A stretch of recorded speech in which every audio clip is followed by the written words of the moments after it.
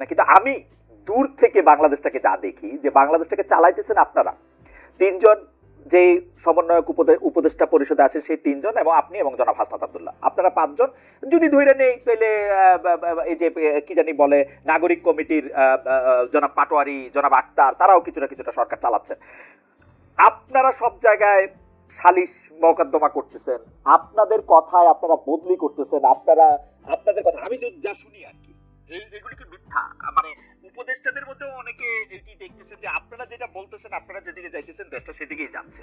ব্যাপারটা এরকম না? মানে আমরা জাস্ট আপনাকে একটা জিনিস বলি, হ্যাঁ, মানে এই মুহূর্তে সবচেয়ে বড় সমস্যাটা যে জায়গাটাতে হয়েছে সেটা হইতেছে এই আমরা আসলে এই অভ্যুত্থানের সামনের সারিতে থাকার কারণে মানুষের এক্সপেকটেশনের কেন্দ্রবিন্দু হয়ে গেছে অল্প কিছু মানুষ।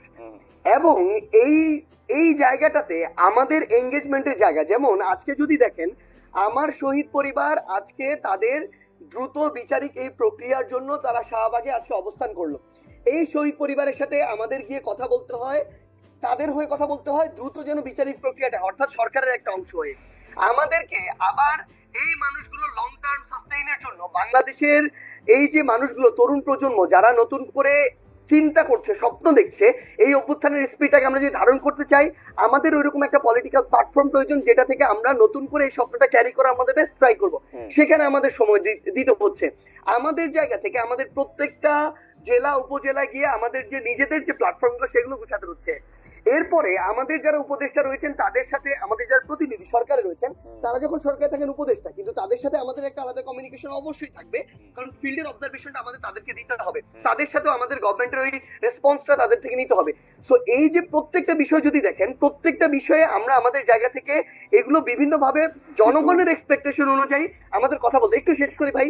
কিন্তু আপনি যে জিনিসটা বললেন এই যে সালিশের কথাটা বললেন, আজকে শাহবাগে আমার শহীদ পরিবার বসেছে, সেখানে তারা এক্সপেক্ট করে যাদের নেতৃত্বে অভ্যুত্থানে হয়েছে আন্দোলনটি হয়েছে তাদের কেউ একজন কথা বলুক, সেখানে যেতে হয়।